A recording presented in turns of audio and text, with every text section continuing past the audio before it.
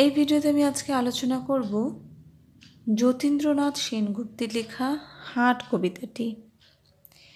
রবীন্দ্রনাথ ঠাকুরেরও হাট কবিতা আমরা পড়েছি ছোটোবেলায়, হয়তো অনেকেই পড়েছ।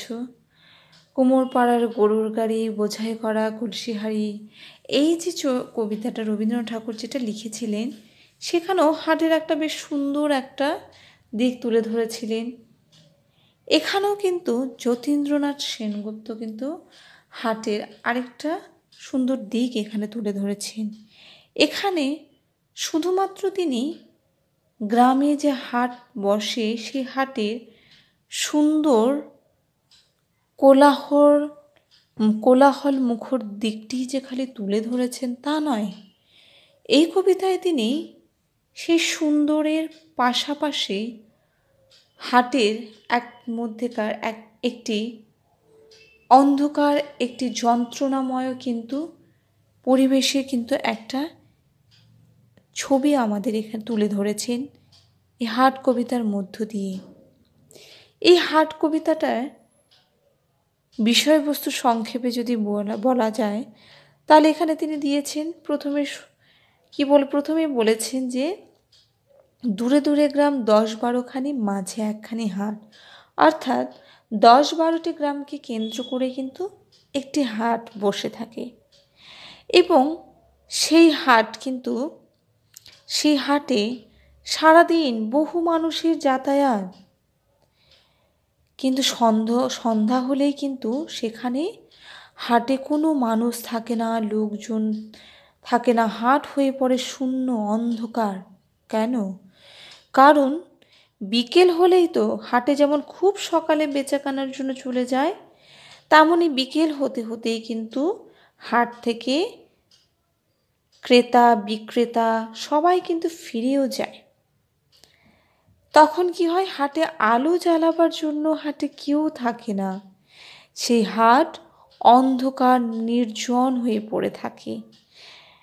আর খুব সকালবেলাতে সেখানে অর্থাৎ ঝাড়ু দেবারও মতো কিন্তু কেউ থাকে না। কারণ আমরা জানি প্রতিদিন তো হাট বসে না, সপ্তাহে 1 দিন কিংবা 2 দিন হাট বসে। তাহলে একমাত্র সেই দিনগুলোতেই থাকে হাট জমজমাট। বাকি দিনগুলোর মধ্য দিয়ে কিন্তু কবি এখানে হাটের একটি বেদনাদায়ক একটি রূপও কিন্তু আমাদের সামনে তুলে ধরেছেন। এই হাট কবিতা থেকে তোমাদের পাঠ্য পড়তে হবে যেগুলো, সেটা হলো শব্দার্থ। দেখো, কোলাহল কথার অর্থ কি? অনেক লোকের উচ্চারণ, অনেক লোক যখন উচ্চভাবে জোরে জোরে কথা বলে, শব্দ করে, সেটাই কোলাহল। হানাহানি অর্থাৎ জোর জবরদস্তি করা। হাটে কি হয়, জিনিসপত্রের দাম দর নিয়ে জোর জবরদস্তি করা হয়, সেজন্য হানাহানি শব্দটা এসেছে। সঠিক উত্তরের নিচে দাগ দাও। যেগুলো রঙিন কালিতে আছে, আন্ডারলাইন করা আছে, সেগুলো সঠিক উত্তর।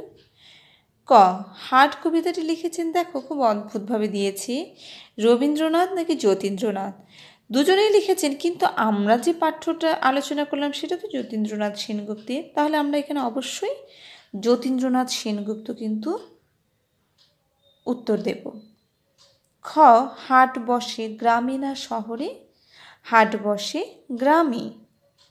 সন্ধ্যায় গ্রামে জ্বলে প্রদীপ না লাইট? সন্ধ্যায় গ্রামে জ্বলে প্রদীপ।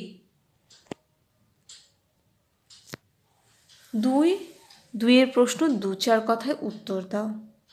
কয়ের প্রশ্ন? হাট আঁধার থাকে কেন, অর্থাৎ অন্ধকার থাকে কেন? উত্তর, হাট আঁধার থাকে কারণ সন্ধ্যাবেলায় হাটে প্রদীপ জ্বালানোর জন্য কেউ থাকে না। কারণ একটু আগে আমরা আলোচনা করেছি, বিকেলবেলাতেই যে যার মতন সব কিছু গুটিয়ে বাড়ি ফিরে যায়। ক্ষয়ের প্রশ্ন, চেনা অচেনার ভিড় কোথায় দেখা যায়?